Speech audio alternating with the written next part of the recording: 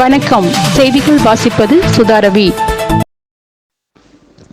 அண்ணல் அம்பேத்கரின் 70வது நினைவு தினத்தை முன்னிட்டு கோவையில் பவர் ஹவுஸ் பகுதியில் அமைந்துள்ள சட்டமேதை அம்பேத்கரின் திருவுருவ சிலைக்கு மக்கள் தேசம் கட்சியின் நிறுவனர் வழக்கறிஞர் ஆசை தம்பி தலைமையில் 100க்கும் மேற்பட்ட கட்சி தொண்டர்கள் ஊர்வலமாக வந்து அண்ணலின் திருவுருவ சிலைக்கு மாலை அணிவித்து மரியாதை செலுத்தினர். பின்னர் செய்தியாளர்களிடம் மக்கள் தேசம் கட்சியின் தலைவர் வழக்கறிஞர் ஆசை தம்பி கூறும்போது, பாபா சாஹேப் அண்ணல் டாக்டர் அம்பேத்கர் அவர்களுடைய 70வது நினைவு தினத்தை ஒட்டி மக்கள் தேச கட்சியின் சார்பாக இன்று பாபா சாஹேப் அண்ணல் அம்பேத்கர் அவர்கள் கண்ட கனவான சமத்துவம், சமூக நீதியை நிலைநாட்டும் விதத்தில் கோவை மாநகரத்திலே இன்று மக்கள் தேச கட்சியின் சார்பாக புகழ் வணக்கம் செலுத்துவதற்கு வந்திருக்கின்றோம். அண்ணலுடைய புகழ் பாடும் விதத்தில் அவர் இயற்றிய சட்டத்தை நடைமுறைப்படுத்துவதற்கும் மக்கள் தேசம் விழிப்புணர்வை ஏற்படுத்தி கொண்டிருக்கின்றது.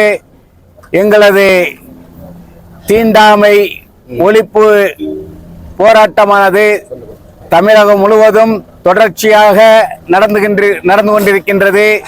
இன்றைக்கு தமிழகம் முழுவதும் மக்கள் தேச கட்சியின் சார்பாக பாபா சாஹேப் அண்ணல் அம்பேத்கர் அவர்களுடைய நினைவு தினத்தை தீண்டாமை ஒழிப்பு தினமாகவும் சமூக நீதியையும்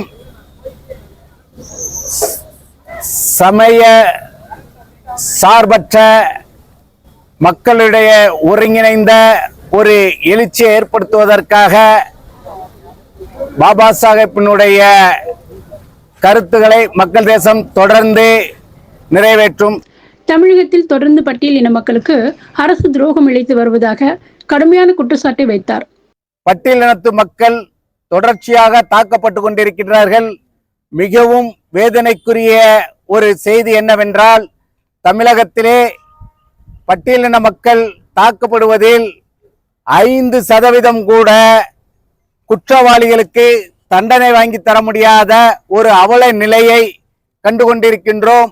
இந்த நிலை மாற வேண்டும், அல்லது இந்த நிலையை மாற்றக்கூடிய ஆட்சியாளர்களை உருவாக்கக்கூடிய வகையில் மக்கள் தேசம் கட்சி தொடர்ந்து செயல்படும்.